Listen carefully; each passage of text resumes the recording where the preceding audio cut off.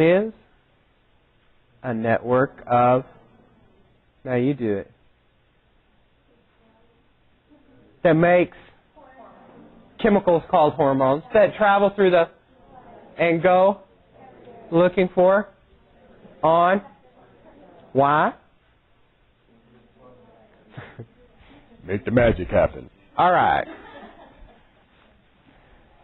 So when you really get this stuff down, because that's what you want to do. You want to get the stuff down so you do really well, so you do well over here, and then you do well wherever you're going. That's the whole point of the matter. And we're creating this idea that you're going to be honest with yourself about whether you know it or not. So I'm going to give you one example just to start of when you know it, what you can do. Okay? When you know the adrenal gland, for example, this is what you can do. You can go, and I'm going to draw. All right? It's not going to be pretty, but that's okay. We know that that ugly little thing would be what? Thank you for helping me out there. It's a kidney. I appreciate that you love my artwork. Okay. And you know the kidney has a little cap on it that looks something like that? And that's the adrenal gland. Okay? So you know how books do. They put a little square around this and they blow it up and zoom up here, and they're going to draw it here. So that's what we're going to do. We're going to put an adrenal gland right here. You don't have to draw this while I'm drawing it, because you're going to have this on Tegrity. You can open up Tegrity at any point in moment and pause it and see exactly what's there. And then, you know what you can do on your computer, right? Take a screenshot of it, and you have it. You ever think about doing that with Tegrity lectures? Freeze them and take a screenshot? And, you know, if you're loaded, you can print them all up at home. If you're not, then put it on a thumb drive and take it to the library. Because, you know, we're loaded, right? All right. So there's a little section through an adrenal gland. And what you'll eventually know is, and you already understand this, we need to know the name of the gland. Sometimes glands are subdivided into regions. If they are, we need to know the parts. Okay? And then we need to know each hormone that comes from each individual part, and obviously what the targets are and what they do. So here's what you would do for the adrenal gland. The adrenal gland has two main areas. This outer part, just like the brain, the outer part is called a blank. What do you think? A cortex.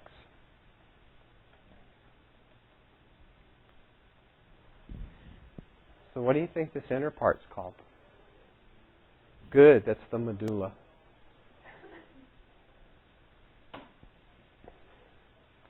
Right up in there. All right? The cortex happens to be separated into three parts. This outer part, notice this is the outside, right? And it would go all the way around here. This outer region is called the zona. Oh, I don't know why it did that.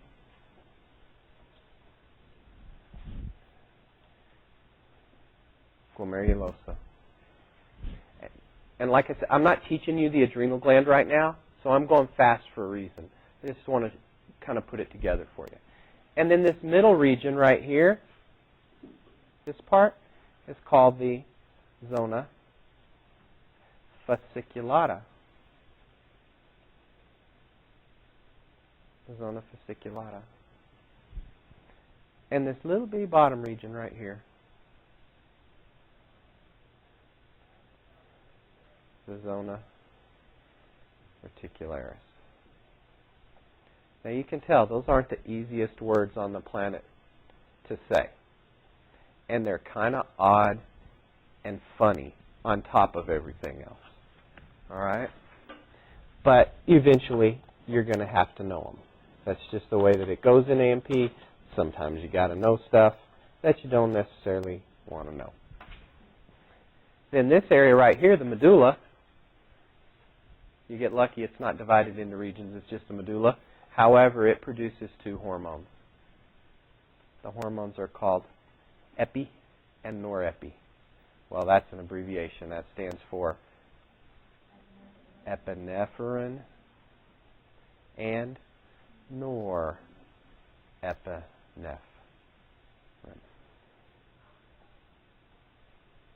Norepinephrine.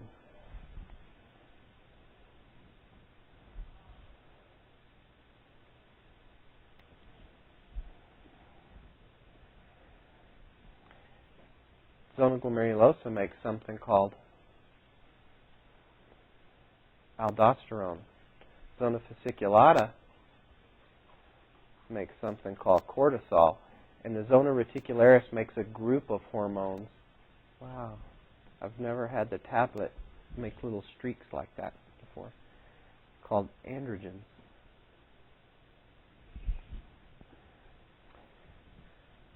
So as we look at this, we can see that it's one gland, but it actually has 5 different hormones that we're going to learn.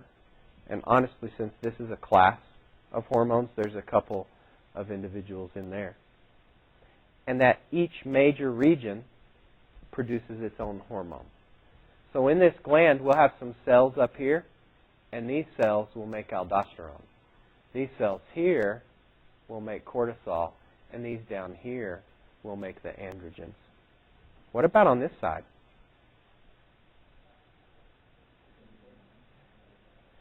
So this is the outside. So this is zona glomerulosa, this is zona fasciculata, and this is zona reticularis, right? It looks like it's upside down. It's not. That's just outer, outer, correct? And this is closest to the medulla, right here. All right. And that is what you would be able to do. Now, I don't want to ramble through all the functions because it takes time to do that, but, you know, we could talk about aldosterone and blood pressure and cortisol and belly fat. You ever hear about that? It's a stress hormone. The androgens, they're reproductive hormones. Their secondary sexual characteristics come from androgens, and epinephrine and norepinephrine help to regulate your heart rate and all kinds of other stuff as well. So we'll go into those all individually later on. But that's what you want to be able to do. What I'm letting you know is when you're studying in A&P, it's great to draw when you study. It doesn't have to be pretty. It helps you to put it out there in the right way so that you don't just have a bunch of words up here. Because A&P is a whole lot more than a bunch of words. You're learning structures and you need to know position. And if you never put them down like this, it's a little harder to learn. All right? So I'd suggest you try to draw some pictures. Try to organize stuff in a certain way. And you'll see me do it periodically from time to time up here as well.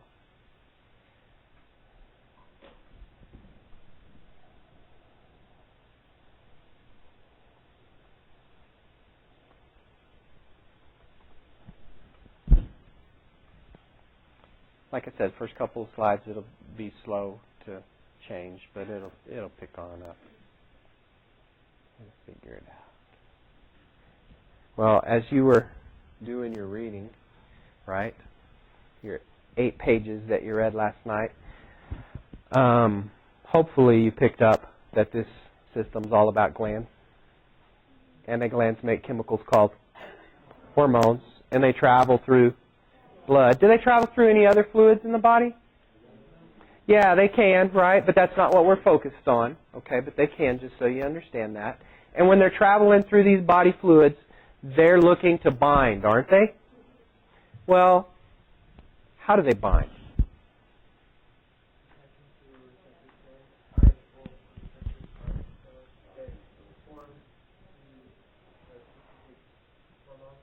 Okay, when you say it's formed to the specific hormone, I know what you're saying. You just haven't said the one word. Do you know what that word I'm looking for is? Anybody? It's all about, yeah, you're all around it. And then that's not what I'm looking for, but that's important in it. When they bind, it's all about shape. It's all about the 3-dimensional, because when you said formed, I know what formed means. You mean it, and you were showing me, okay? But it's all about the shape. The shape of the hormone fits into the receptor. All right? The shape must fit. And it's a microscopic thing. So do you know what we can call that mechanism?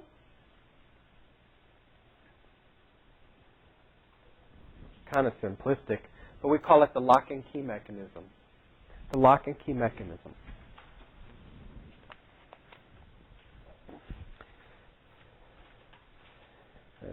It's kind of crazy. Cells have thousands of receptors. Thousands. They can even have up to 100,000. Like the average cell for hormones has somewhere I picked up like in between 2,000 and 100,000 receptors. That's crazy. So the whole point is thousands of receptors. Per what? Per cell. Right, exactly, per cell. And then as we learned and as we collectively went through the book, right, and studied some information in the book, you may remember that of all the hormones that there are, they really fit into two major classes. And we'll talk about a little bitty baby third class as well. But what are the two main classes of hormones? Steroids and non-steroids. Yeah, that's what they are. All right, we'll go back any further. So I'll just erase. So we have some hormones that are steroids, and we have other ones that are non.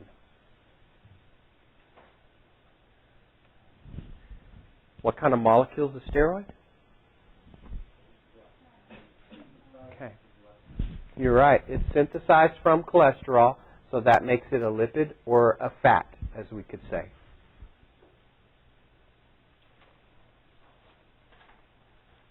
And the non-steroids? Pardon? Right. They are, I like to say, they're not all amino acids, and they're not all proteins. So I say they're amino acid based / protein based. Amino acid / protein based.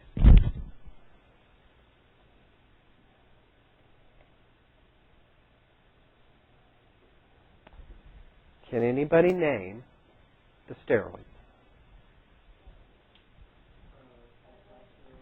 Good, let's start there. Remember, the further back you are, the louder you have to talk for me to hear you. Okay? So sometimes when people in the back call stuff out, I don't always hear it. Estrogen, right on.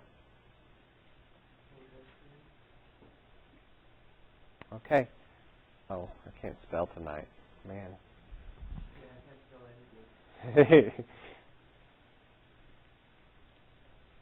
Progesterone.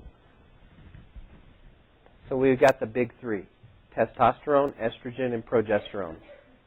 Raise your hand if you have estrogen coursing through your body right now. Come on, guys. Everybody, put them up. Raise your hand if you have estrogen coursing through your body right now. I have a couple of guys that they're like, no way in hell I'm saying that I have estrogen coursing through my body. But you know what? You do. We do. We just don't have a lot. Or if we do, we don't want people to know it, This is how it is. Women, y'all got testosterone? Yeah. Because you remember, right? We all have the same hormones. Did I mention this to you guys last night? I didn't? Well, now's a great time. But maybe I'll remember to do some more with that later. Can anybody see a pattern developing?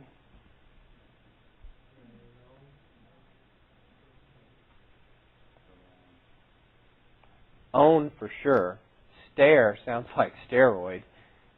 STR is like stare without an E, right? And there's the E. They just put it at the start, so, whatever. I don't know. It's crazy. It's telling you there's a steroid. That's a steroid. And then look, we have one called Aldosterone. Aldosterone. That's what it's called. But I just throw the Roni on there because it's fun. And we have a rule breaker. Cortisol. Do you know what cortisol's other name is? Cortisone or hydrocortisone. You ever heard of that? Those are other forms of cortisol. What do you put cortisone on? Okay, you put it on inflammation on your skin, don't you? It's an anti-inflammatory for your skin. But you also make it inside your body, and it's a stress hormone and anti-inflammatory in that respect as well. We'll go way deep into these later, just giving you the list. Here's another one. The androgens.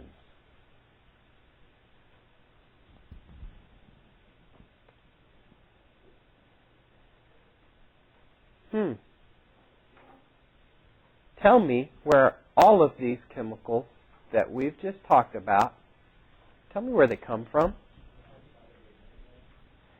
All right, these three, adrenal cortex. What about these? Pardon? No. Perfect. Reproductive organs, gonads.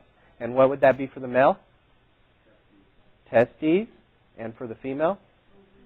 Ovaries. Good. This is what's cool. All the steroids in your body only come from two places. They either come from your reproductive organs, your primary ones, which if you're a woman it's ovaries, if you're a guy it's testes. Anybody have both and want to let us know? Never had anybody take me up on that in class, you know. All right? And the other place they come from is the adrenal cortex. All right? These androgens that you see down here, they have some effects that are kind of similar to what we might think of testosterone or estrogen doing because they cause sexual characteristics. But these are mild compared to the ones up here. And they're produced in smaller amounts. All right? So your adrenal cortex does help with it, but your major input of those reproductive hormones come from your reproductive glands themselves, which is how it should be, which I think that probably makes sense to everybody in here. So with that said, what kind of hormone would insulin be? By default, everything else that we're going to talk about in here is a non-steroid. So insulin is a non-steroid. What about growth hormone? It's actually a non-steroid. See, we think about human growth hormone, we think about it with athletes, and we think about it with those kind of steroids, right? Because they take it to get bigger and to improve performance, but it's not a steroid because it doesn't come from one of those two glands. So it's not a steroid. That's interesting. What about this one?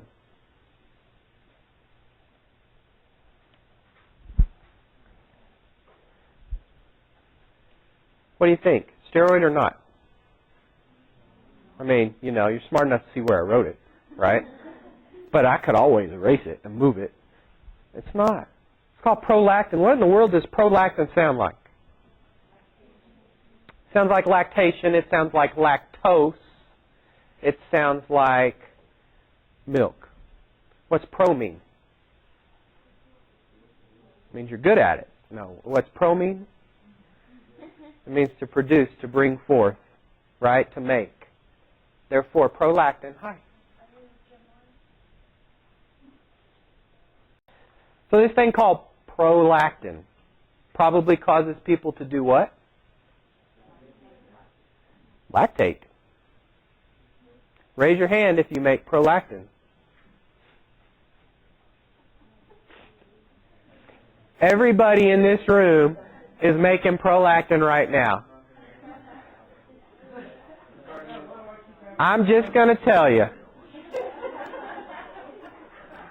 that all of these big bad boys in this class, I'll tell y'all, I haven't had a class with this many guys in a decade, I think. And y'all are all clustered in a little snake-like curve right there, you know. Except Randall, you know, y'all switch places right there.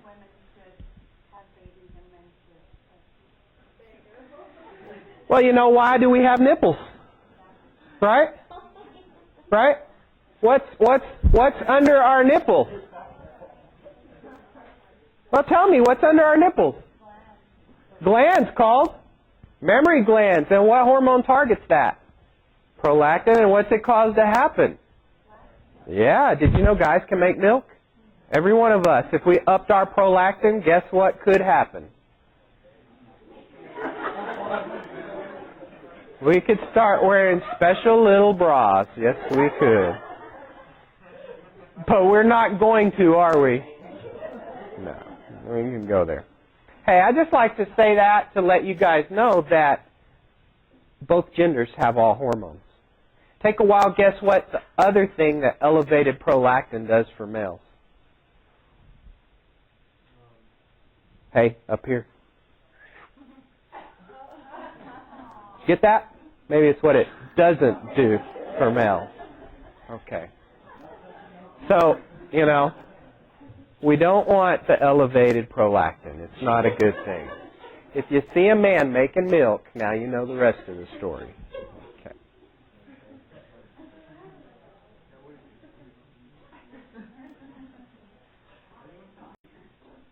Now, all these hormones that we just talked about, some of them are steroids, some of them are non-steroids. But what's the whole point of having hormones in the body? Really, big picture, big, huge picture.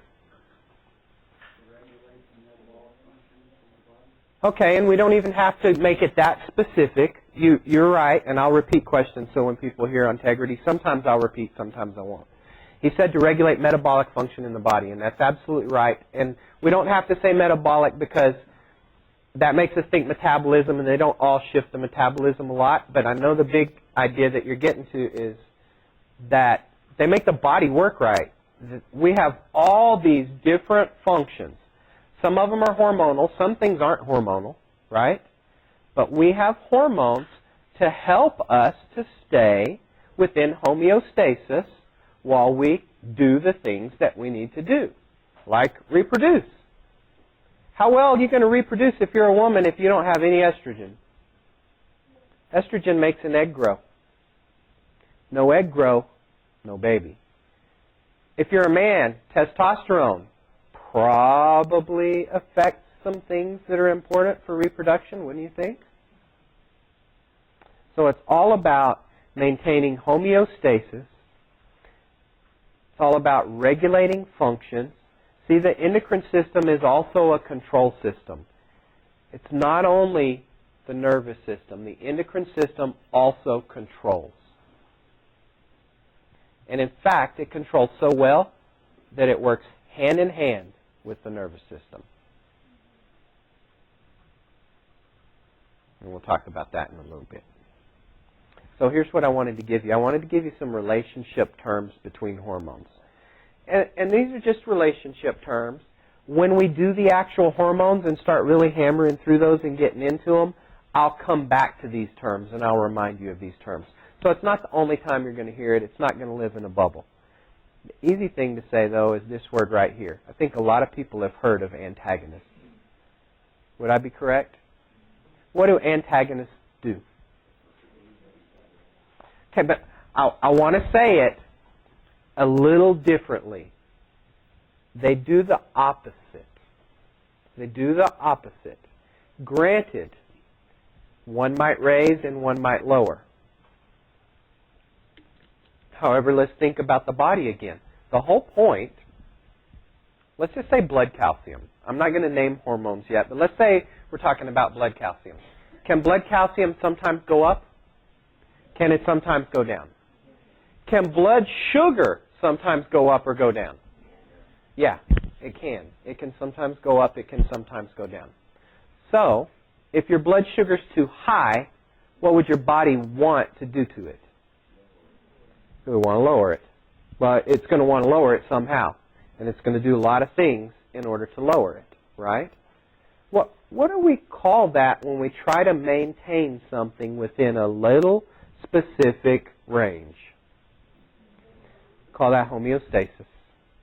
That's what homeostasis is. So we can say that there are hormones that do the opposite, but notice they're not really fighting each other so much as they're keeping something where it's supposed to be. they're keeping something like sugar levels where they're supposed to be, or calcium levels where they're supposed to be. That's why when I say antagonists and I say they do the opposite, I don't want to think about them working against each other, because they're really working for your body to maintain homeostasis. Okay? Now, by the same token, sometimes we have hormones that do the same thing. And when you put two things that do the same thing together, sometimes they get an amplified or a bigger effect. That's what this is. It's called synergy, and the relationship is called a synergistic relationship, or those are synergists. Work together. They work together.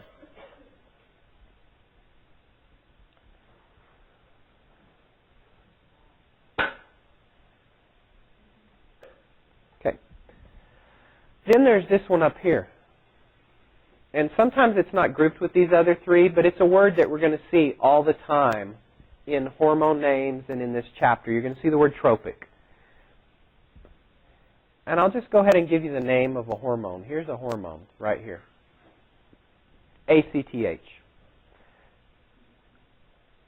Perfect. Adrenocorticotropic Hormone. You'll find it later, so you don't need to write the whole thing down yet. I'll just let you know on tests you cannot abbreviate. Okay? So you would have to write out Adrenocorticotropic Hormone. But remember what I'm still doing. Even though I've said a lot of hormone names up till this point, I haven't gone through anything and told you to memorize, or we haven't been memorizing functions yet. I'm just throwing those names out there to get you familiar with them, to let you start hearing them so that when you start studying them, they stick. And we will go back through these hormones. Okay? So don't fear when you go, oh man, he went through that hormone so fast, I don't know what it does. Yeah, that's because I didn't want you to really focus on that yet. So this hormone, ACTH, Adrenocorticotropic Hormone, it has the word tropic, that's what the T stands for, and here's what it means. That hormone causes the release of another hormone from somewhere else. It's like a chain reaction of hormones. The one hormone causing the release of another hormone.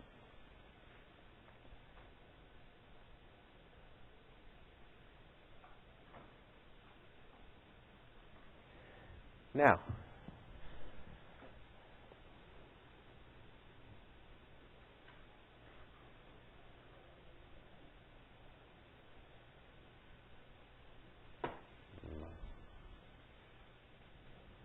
adrenocorticotropic hormone causes, actually, the release of cortisol. It stimulates the release of cortisol, which I will say again, because that's its main function. Do you remember where cortisol comes from?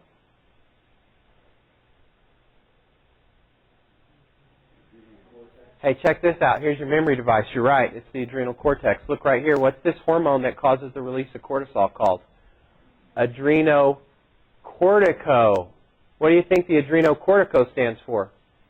Adrenal cortex, right? It's telling you, hey, this hormone right here causes the adrenal cortex to release a hormone, because tropic means causes a release of.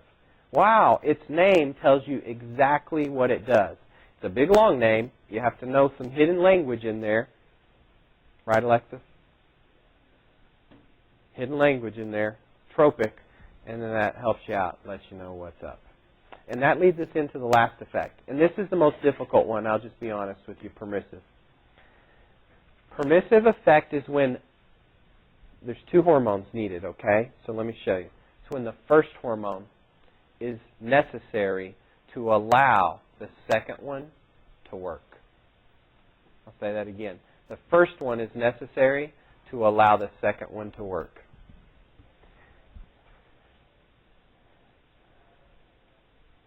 Or have its effect, maybe I should say.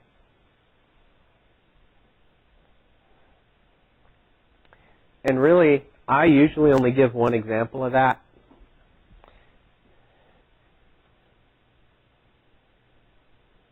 And it's right here.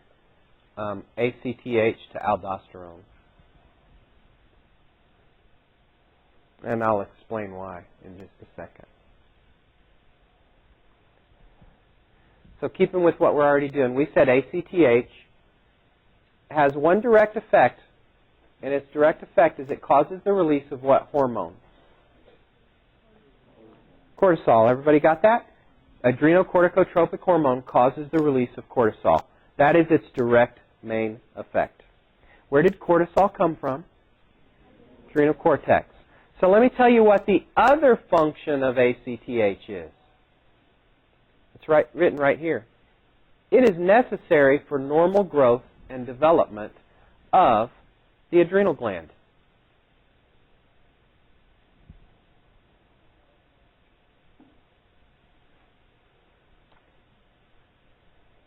Do you think that an adrenal gland that has not grown properly, because this hormone causes growth and development, do you think adrenal gland that hasn't grown properly can release its proper hormones?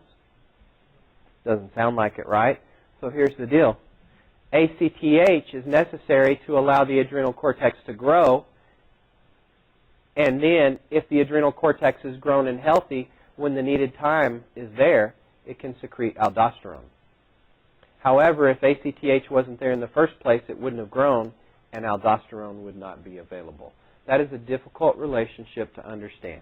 I hit it once now, and later on when we go through the actual hormones, I'll remind you of that. The more that you hear about hormones, the easier it'll be to comprehend. I know this one is a toughie the first time. It's just one of those things that's a little tough to wrap your brain around sometimes. Okay? So let's kind of recap and think about what we've done so far. First thing we did is we learned that the endocrine system is made up of a whole bunch of what that are scattered all over the body? A whole bunch of glands that are scattered all over the body, right? And those glands are working to regulate homeostasis, and they do so by releasing what? Hormones. And those hormones, do they just go where they want to work? No, they go where? Everywhere, right? Do you think prolactin goes to your big toe? Yeah, because your blood goes to your big toe. So you got prolactin in your big toe. But, I don't know, if you pull your shoe off, you dribbling a little milk out your big toe lately? Well, come on, just tell me. Are you? No, why not? Very simply put, there's no receptors in the big toe for prolactin, so therefore it can't make milk. Plus, there's no mammary glands there. All right? That's why. There's no target cells there. So hormones go everywhere regardless of where their target cells are. But they can only act upon their target cells. Because what are on or in the target cells? Receptors. Receptors are on or in the target cells. Okay? A network of how many chemicals called that travel? See, I just changed it by one word and it messes everything up. Travel through and goes looking for on. Cool. So look how we've learned this. Looking for receptors on target cells. Are all receptors on target cells? You should have read about this. Some receptors are where? On the inside. What kind of hormones have a receptor inside the cell?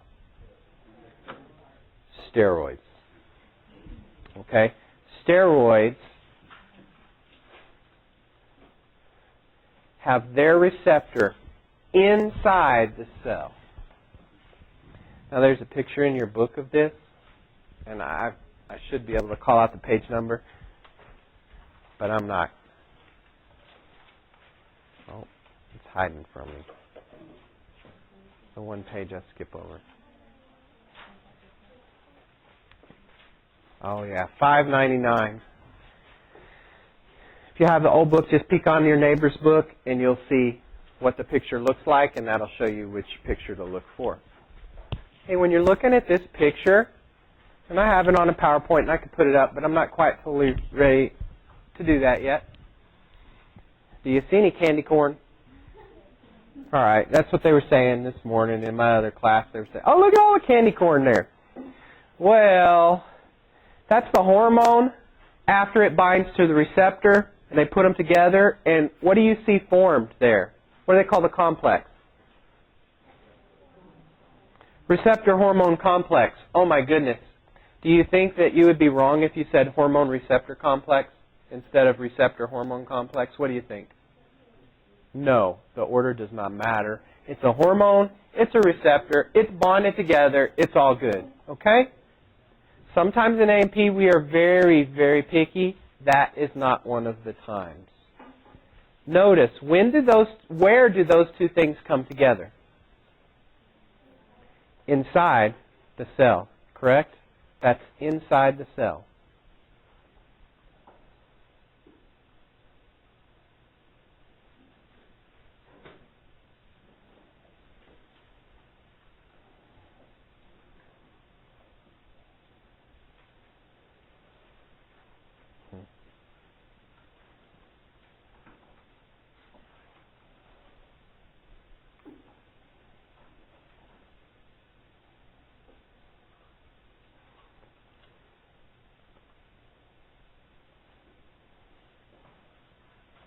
So here's what you're seeing. A picture that looks something like that, right? And as you look at that picture that looks something like this, you see the steroid hormone. What's this? Plasma membrane. What's it made of? Cool. Main part is phospholipid bilayer, right? Phospholipids. That sounds like lipids. That's what kind of molecule? Fat, if we want to put it simply. Steroid hormone comes from cholesterol. What kind of molecule is that? Fat. Have you ever heard that fats are fat soluble? Here's what that means. If we took olive oil and we took canola oil and we put them together on the desktop, poured them together, they would blend.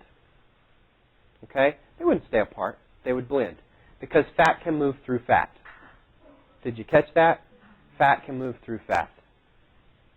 When we have a plasma membrane that's mostly fat, a hormone that's made of fat can simply move right in. It doesn't have to go through a special mechanism. It can just diffuse in because it's going through fat. Wow, that's cool. That means steroid hormones just move into and out of your cells. They just move into and out of your cells. What if there's no receptor in the cell for that steroid? Then it leaves. Right. Nothing ventured, nothing gained. It goes in there, finds nothing, it just takes off and goes on its next little wherever, right? But what if it finds a receptor? Then it binds to it and the magic happens. You know what the magic is in this case?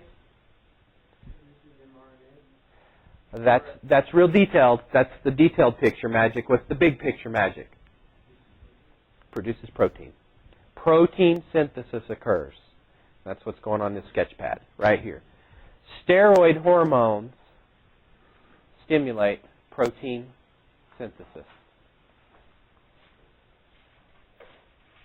You know, we get all fancy in A&P and we get so used to saying synthesis that we forget that sometimes people have to think about what that word means. It just means to build, to make. So what we're saying is the way that steroids work, what steroids actually do is inside the cell, they build proteins. Why in the world, when you look at that other picture then, right here, why did it have anything to do with DNA?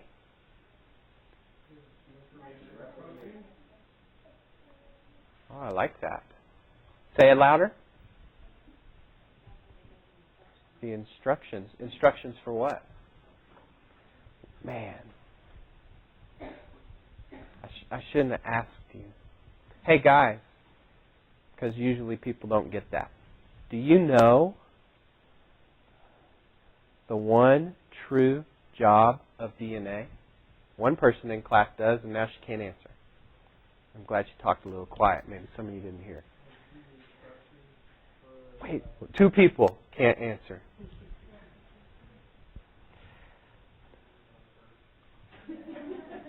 Did they? Do you think? I think some people weren't listening. You know, it always happens. You drift off, you know, in the middle of DNA. What the heck are you talking about, DNA? That big old long DNA? DNA has one real job, one main job. And usually in a class, really, almost every class I've ever taught, when I ask them what it does, people start saying stuff like this. Genetic code, my genetic makeup, my genes. It makes me look like I look. You know, it's genetic stuff. That's what DNA is. Well, maybe. But what DNA really does, it does one thing really well. It does play a role in replicating itself, but that's DNA doing DNA, so, you know, right now that's not important. DNA is the blueprint to build protein. That's what it is. It is the blueprint to build protein.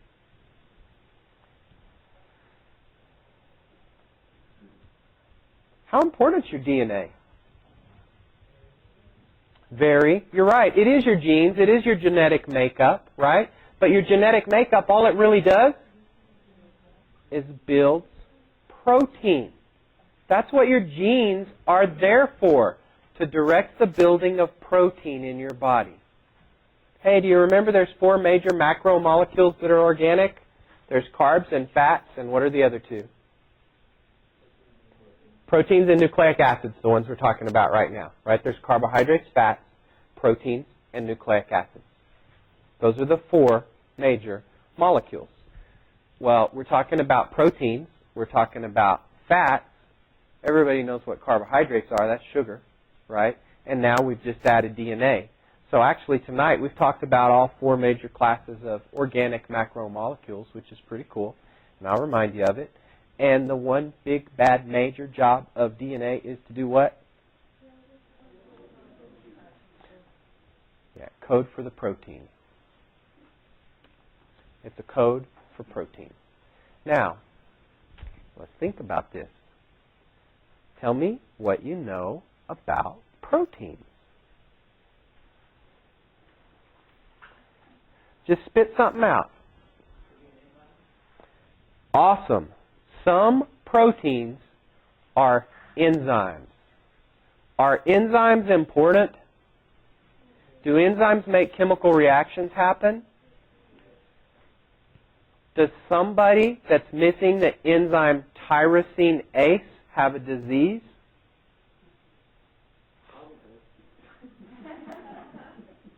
Where's my AMP1 people that took AMP1 from me? Yeah, oh yeah. Tyrosine ACE, do you remember? Okay. Tyrosine ACE is the enzyme that puts a couple of tyrosines together and makes this thing called melanin. Melanin? Melanin? Melanin? Anybody? What's melanin? It's your skin pigment. So someone that's missing the enzyme that makes skin pigment would be an albino. Okay? That's an enzyme problem. It's a genetic disorder that manifests itself in the fact that the DNA has the wrong code, so it builds the wrong enzyme, so it doesn't make the chemical that blocks the sun from messing up your body. Okay? Wow, that's kind of cool. Tell me more about proteins. What are some other proteins? Oh yeah, proteins are transport molecules through the body, right? Absolutely. We have plasma proteins and other kinds that carry things. What else? Look. Wow, a whole bunch of hormones are protein-based. You remember these things? I ran out of room. Neurotransmitters, some of those are proteins. Look at how your DNA is invited into everything you do just about here. So I don't know, and you know, everybody had a different teacher. I don't know how you were taught, but really when I teach proteins, I teach this. There's 2 classes of proteins.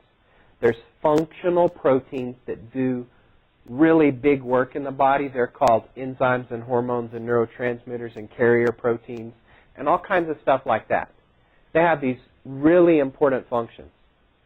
But then there's these other proteins that are also important, but they aren't so functional as they are structural framework proteins of the body. Can you tell me what the main body framework protein is? It's collagen. Hey, there's another one called elastin. There's stuff in your skin and your hair called keratin. Those are proteins, right? Melanin, which is in your skin also. So, wow. Here's the concept. DNA codes for protein. We have lots of different kinds of proteins, and many of these proteins are chemicals that regulate homeostasis or chemicals that make functions happen. They do the big work of the body. So, man, that's cool. That's cool. So I kind of used steroids because they cause protein synthesis to go back and remind you of proteins. Really and truly, proteins are supremely important in the human body. You couldn't sustain life without proteins. Okay? They're that important to the human body. Sometimes, if a protein has one amino acid out of place, it's such a critical protein that the person that has that one mutation cannot live. One teeny tiny amino acid out of place on a whole protein. That's all sickle cell anemia is. One amino acid out of that whole protein chain is wrong, and it changes the whole shape of your DNA, and the people that have it usually die around the age of 30, by the time they're 30, because of one little baby mutation in there. It's crazy. So back to the big picture. Two kinds of hormones. Main classes. Tell me what they are. Steroids and non-steroids. And non-steroids are based on what kind of molecule? Or, right, amino acids are proteins. And what are steroids? They're fats. Steroids are fats. And when steroids work, they accomplish their work by building what? Building proteins inside the cell. So see, sometimes steroids cause enzyme formation in a cell, right?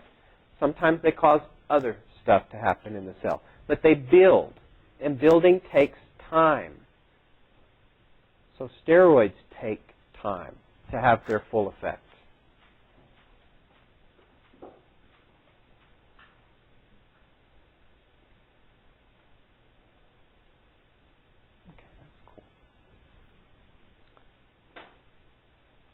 Let's go back to this. Does anybody remember what the two processes, the two parts of protein synthesis are called? There's two: transcription and translation. Here's the word transcription right here. Hopefully you can spell translation on your own because I didn't put it there and I don't want to toggle between the screens just to write translation on the board. My job isn't to make you memorize transcription and translation again. Hopefully when you did protein synthesis, you talked about transcription and translation in your class. I'm going to give you the short version. Are you ready? It's on the picture right there. Transcription is the building of a messenger RNA. Transcription is the building of a messenger RNA.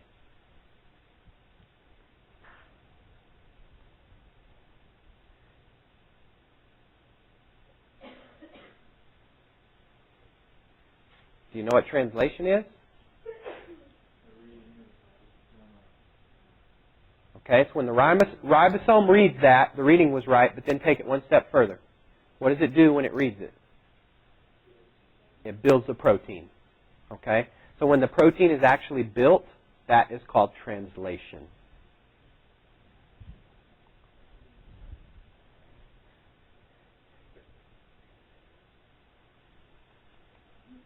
I couldn't help it. I had to do this. Okay? And translation involves these little guys called ribosomes. Right? They read the messenger RNA and they build the protein. They do it.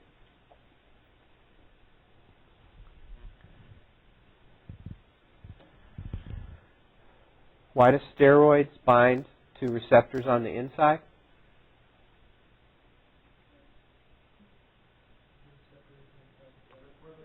Well, okay, so I ask a question in a bad way, and I don't get the answer that I want, and that's fair enough.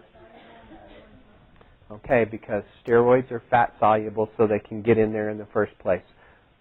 Why are non-steroid hormones receptors on the outside? Because most water-soluble hormones can't get into the cell, right? They can only get to the outside, so the receptors were put there.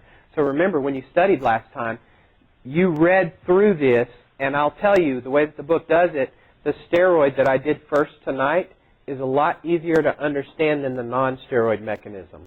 I don't know if you remember this or not, but I'll just flip you through the PowerPoint real quick to, refresh your memory and make you smile a little bit. I think you saw a picture like that, right? I'll teach you that, but I'm not going to teach it tonight because the way that I do things is if we have two things that are the opposite, and they're big like this, I don't like to do it at the same time because it just confuses everybody. You learn one thing one way and you learn another thing the opposite way, and if you study them together and they're opposites, you know what happens on a test, right? You can't remember which was which. You said, I know I studied two different things. I know one raised something and one lowered something, but I studied them at the same time and I don't know which does which. So a little tip for when you're studying, and I'm sure I'll say this again, when we do blood sugar, and you have a hormone that makes it go up and makes it go down, never study those two right at the same time. Study the one that does the one, do something else, and then study the other one at some other time.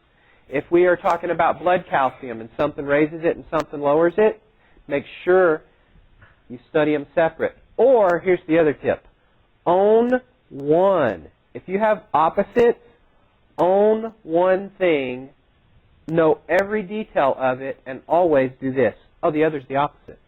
The other's the opposite. And you can always work your way back to what it does. That'll make more sense next time, but I just wanted to say that for this. So if you own steroids, right, that they are lipid soluble and it goes in so the receptor's inside, then you automatically know that non-steroids, where's the receptor? It's the opposite, so it's outside. Okay? But there's a lot more to this than that.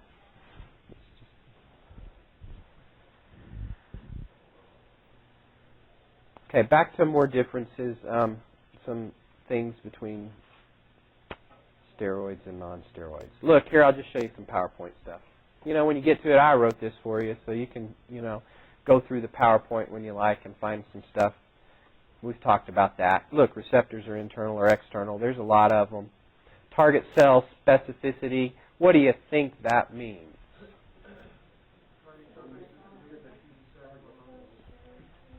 I mean, it's kind of hard to put some things into words, right? But that specific means that, only certain hormones will target it.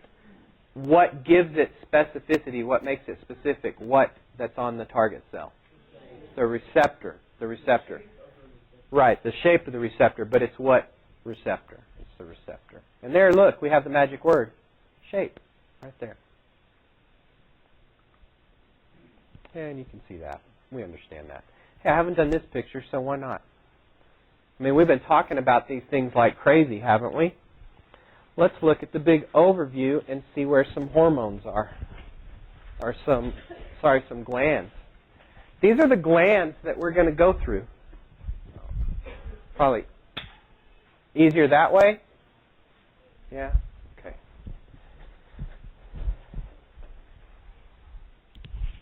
I'll show you the brain a little bit later. They want us to understand all these little glands up here, and they put it on a little bitty picture, and they put arrows across stuff. Hey, let's just start at the bottom and work our way up. It's easier that way on this.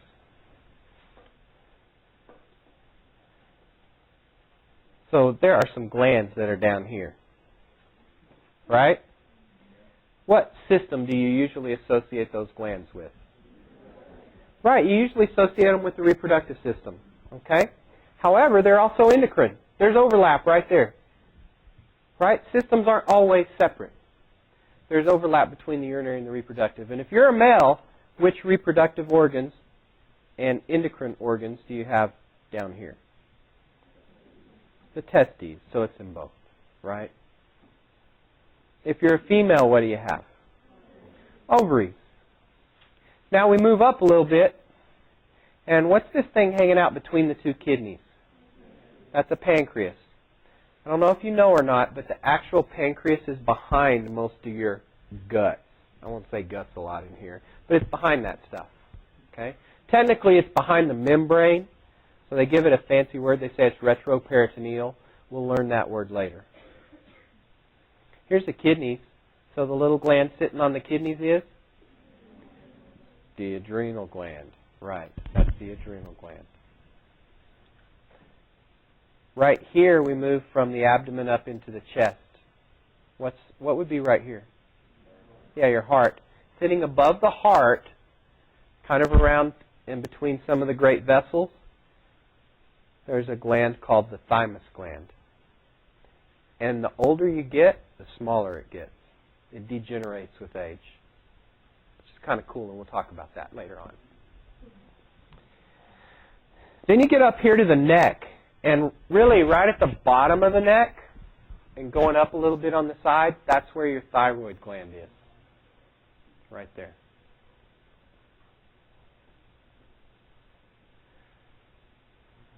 They don't show it in the picture.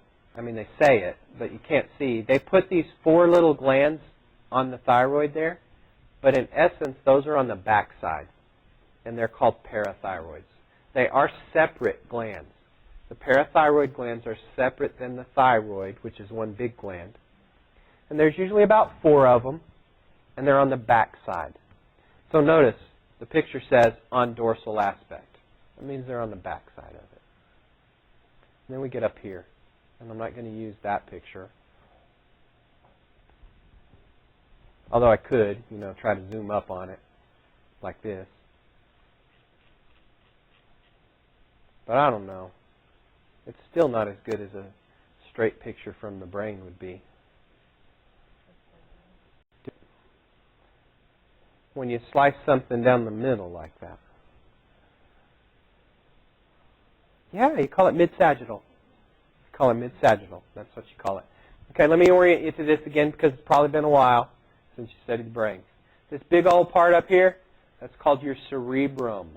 This is your right cerebral hemisphere because the person's looking that way. The left side of the brain has been removed. This down here is the brainstem, right?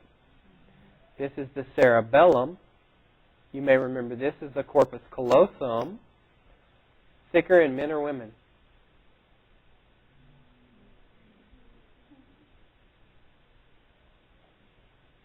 Women. Thicker in women. That's the part of the brain that ties the two halves together, that lets you use both your left and your right, more balanced. And women, most of the time, do that. Okay? Not always, but most of the time they do. Now we're going to zoom up on this area, right here. And when we zoom up on that area, here's what you see.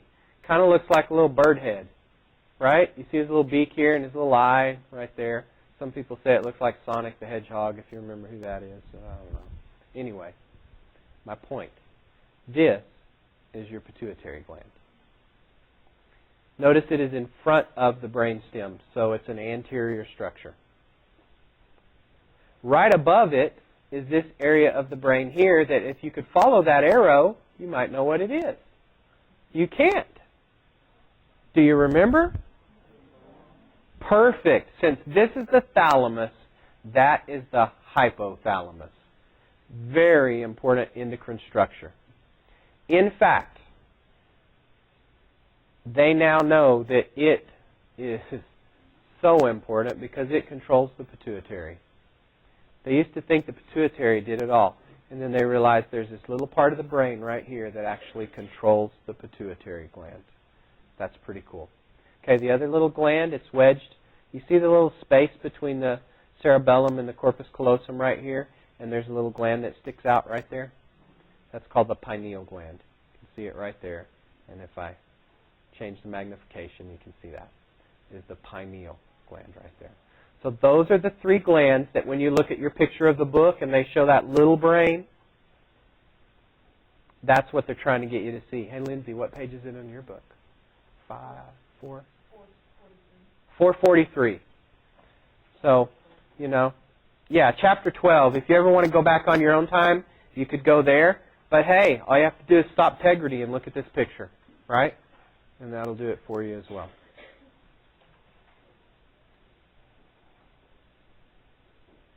So there we were. Pineal on the back, pituitary lower, hypothalamus higher. Now that you see this picture blown up, I can blow it up even a little more. You can see those structures, probably, and identify them. But it was tough before it was blown up.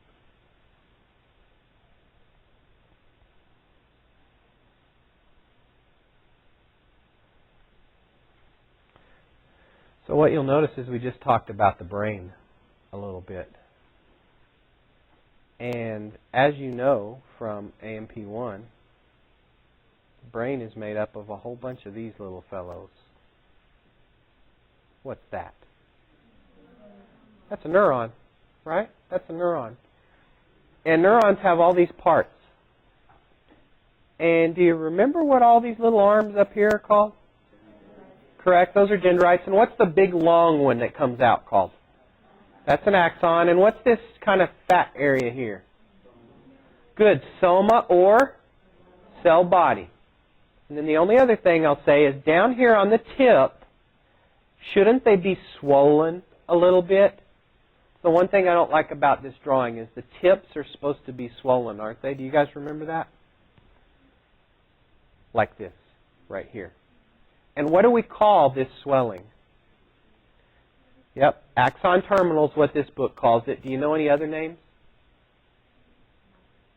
Synaptic knob. Right, the cleft is right here, is the space. This is a synaptic knob. Hey, you know the fanciest term for this? It's called the bouton. French for button. Thought it looked like a button, so they call it a bouton.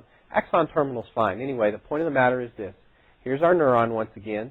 The brain's made of those kind of cells, right? And we were just looking at the brain, and we just said that the hypothalamus controls the pituitary gland, right? And it's up in the brain. So what's the hypothalamus probably made of? Neurons. But if it's part of the endocrine system, what should it release? Hormones. But if it's part of the nervous system, what do neurons release right here across the synapse? Neurotransmitters. So we're in a quandary because we're telling you, and you're learning for the first time ever, and I see the eyes going like this, that you can have a cell that can make a chemical and dump it into the blood and let it travel, and we call that chemical a hormone. You can have a cell make the same chemical, a different cell makes that same chemical and pushes it across a synapse, and what do we call the chemical now? We call it a neurotransmitter. There are some neurotransmitters that are also hormones, like norepinephrine. Norepinephrine is a neurotransmitter. It's also a hormone. Okay? There are others as well that we'll talk about. What's the difference between a neurotransmitter and a hormone? There you go. That's one of the main differences. One of the main differences between a neurotransmitter and a hormone is that right there.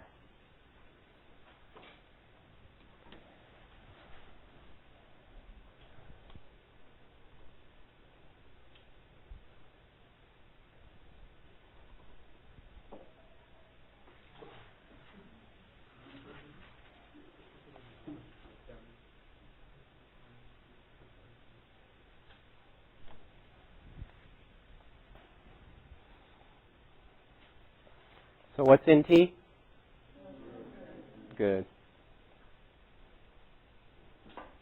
Neurotransmitter versus hormones. Oh, I just had a thought. Why don't I show you the slide instead of drawing it? It's a little quicker. See, hormones travel through the blood. How long do you think it takes a hormone to get from your brain to your toe to help you lactate? I mean, that's not what happens there. I forgot. But anyway, How long would it take a hormone to get to your toe?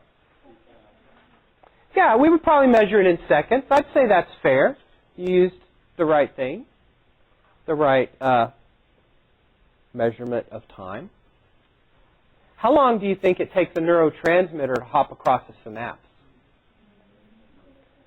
Oh, milliseconds. That's 1/1000th of a second, right? Because that synapse, I don't know if you remember from AMP1, it's only 30 nanometers across or so. I won't ask you that on this test. Okay. But the point is, it's tiny, so it moves fast. Now here's another cool thing. We can compare the time it takes for us to see an effect. And we can also compare how long it lasts. See, when a neurotransmitter hops across a synapse, it's almost instantaneous that you get the reaction. So it's really quickly you will see the effect.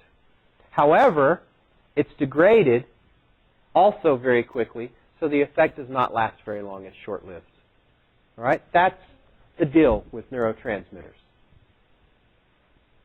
Neurotransmitters, you see the effect really quickly, but it goes away fast as well. So it lasts not very long. Hey, this is one of those things. Hormones are exactly the opposite. If a neurotransmitter is fast, then a hormone is slow. And if a neurotransmitter goes away real quick, then a hormone lasts a long time. And we're going to take it one further. When I do more between the differences of steroids and non-steroids, hormones have a great variability on how long they last. Steroids stay in the blood a lot longer. They travel bound to plasma proteins. We're going to talk about this in a little bit, maybe next time, something like that. And their levels rise and fall very slowly. And the non-steroids move faster. But non-steroids are never as fast as a neurotransmitter. Tell me why. Because they travel through the blood, right? And a neurotransmitter just hops a synapse. It hops across the synapse. And so it's instant. It has an instant effect.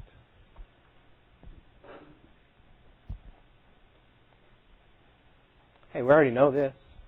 We've already talked about it, right? Steroids come from cholesterol. That's cool. Now, this is something that you read that we didn't get to yet. Do you guys remember the term half-life?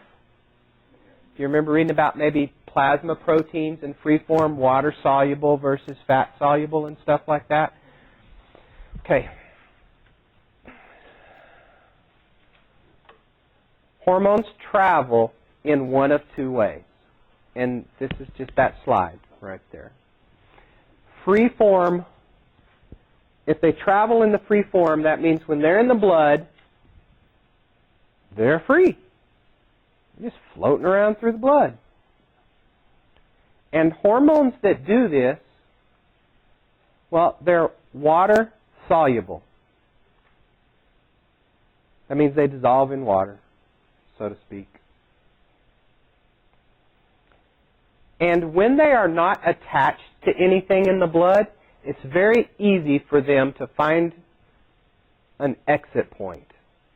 So they leave the blood quickly. Do you know what that means? If the hormone goes into the blood and it can leave really quickly, that means that when your gland dumps it, the blood level goes up, and then very quickly it goes down. What does that create? A spike in the hormone level. Do you get that? It rises fast and falls fast. See, a hormone dumped in there, so the blood level goes up, and then it diffuses to the tissues very quickly, and the blood level goes down. These would be non-steroids that do this. See, non-steroids are amino acids or protein-based, so they're water-soluble. Their levels rise and fall quickly. They travel in the free form. I'm just saying the same stuff over and over again, just out of order.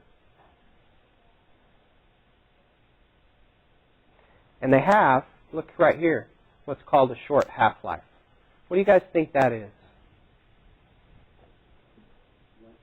Very short time that it takes for half of it to disappear from the Okay, basic, yeah, what half-life is how long does it take for half of it to be gone? Okay? So when we say the half-life of a hormone, we mean how long does it take for half of it to dissipate or to be gone? And what's that really saying? How fast does it leave the blood? That's what we're saying. So if it leaves quick, the half-life is short. That's how they describe it. It's got a short half-life.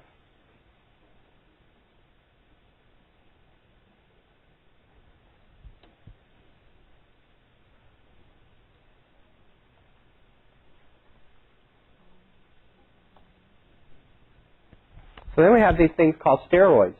And when steroids travel through the blood, they attach to these proteins that are naturally there called plasma proteins. And we know steroids are fat soluble because they're fat. We've already talked about that. Since they are traveling bound, their levels rise and fall rather slowly. When they rise and fall slowly, we say that lengthens their half-life. They have a longer half-life. And you do not get any spiking. So they rise and fall slowly.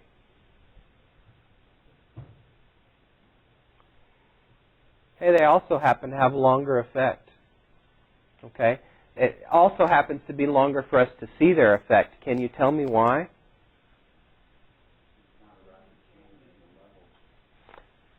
That's true, but there's another reason that we talked about earlier that's not even on this slide of why steroids take longer to see an effect. They enter the cell, they cause the cell to go through protein synthesis, which takes time, right? Even though that's not on this slide, remember when you're studying this, you're putting it all together, it's not always on the same slide, right? You don't just memorize slides, you kind of start putting the whole picture together. And that would be the steroid's released, it gets into the blood, and it binds to something, a protein. Hey, why would amino acid-based hormones or protein-based hormones, the ones we call non-steroids, why would they travel in the free form? Because they're already proteins, they don't need to bind to another protein. Is that logical? Right?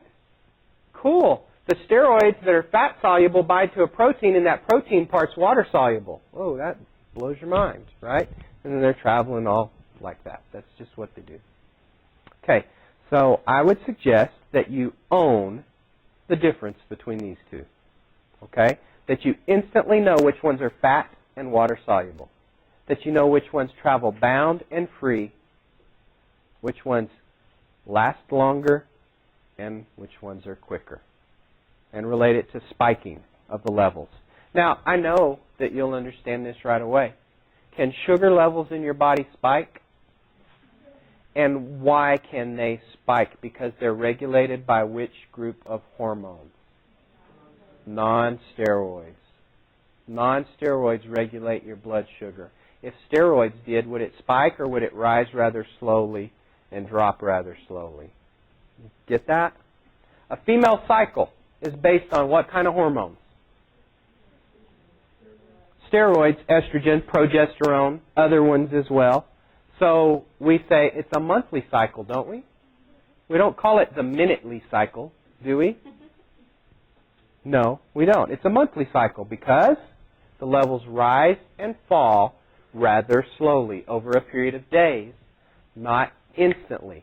Why do they not rise and fall instantly?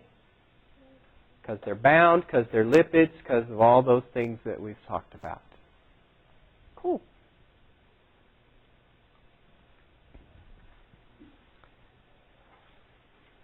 Yeah.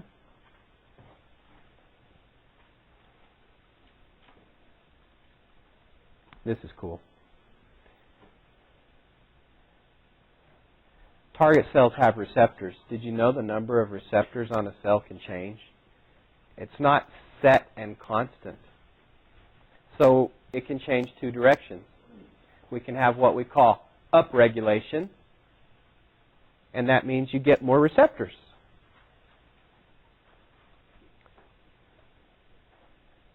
In your mind, picture a cell. Picture a cell that has one receptor. Can you do that? I would be picturing a circle with a little crazy little hat on it with a funny shape up there. I don't know, you know. Then picture a cell right beside it that has 1,000 little receptors on its surface. Can you do that? Well, I don't know if you can, so I'll draw one. Okay? There's one. Yeah, I'm not going to draw 1,000 of them. How many will I draw? I don't see. This had a protein error in the DNA, so it was messed up right there. Now, let me ask you, if we've got a hormone that's shaped like that, and we have a whole bunch of them that are shaped like that, and we just dump these out of the blood, because we know that's what happens, and they start going out there, which of these cells is going to get a bigger effect? Why? It's got more receptors. That's upregulation right there.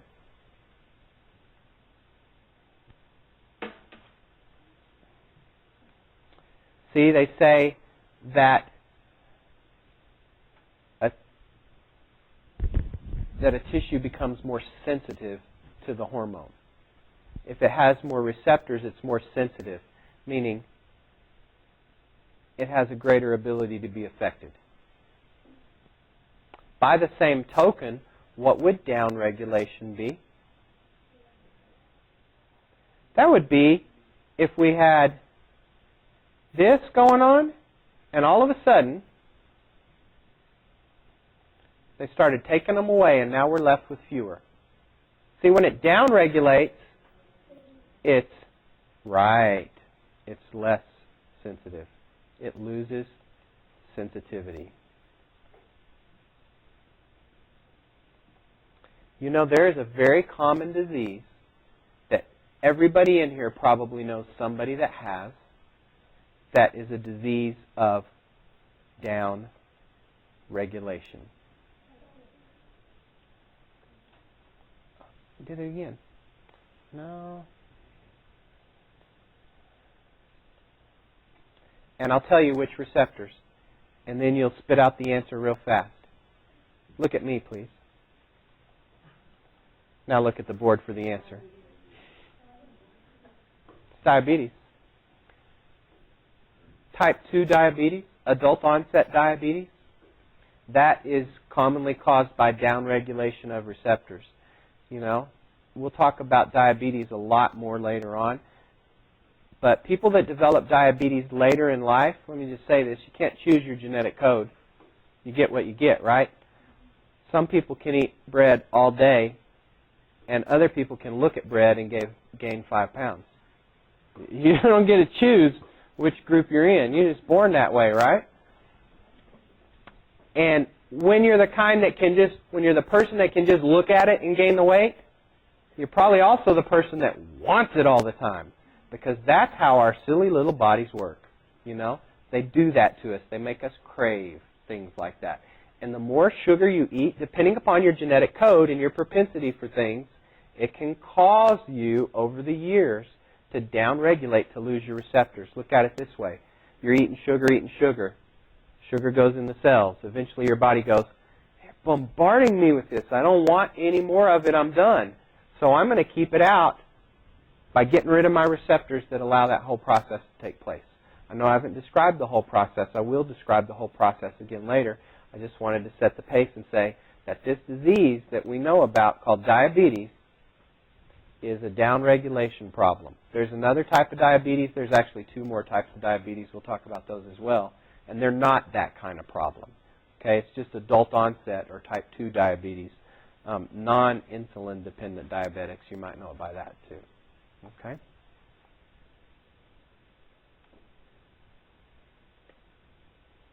This is kind of cool. Now, hormones get removed from the blood. We know that they just leave the blood and go to the target tissue, but they get cleared out of the body as well, and here we finally say what half-life is. But in addition to just going to their target tissue, some hormones get broken down by enzymes. Eventually, they will if that doesn't happen, they'll get processed by one of two major organs that processes stuff, and that would be the liver and kidneys. Does that kind of make sense to y'all?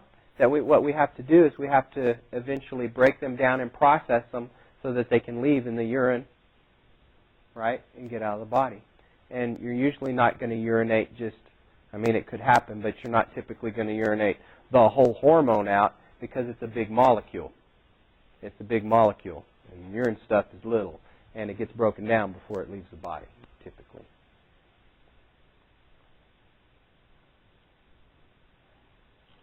So here was my big plan for this week.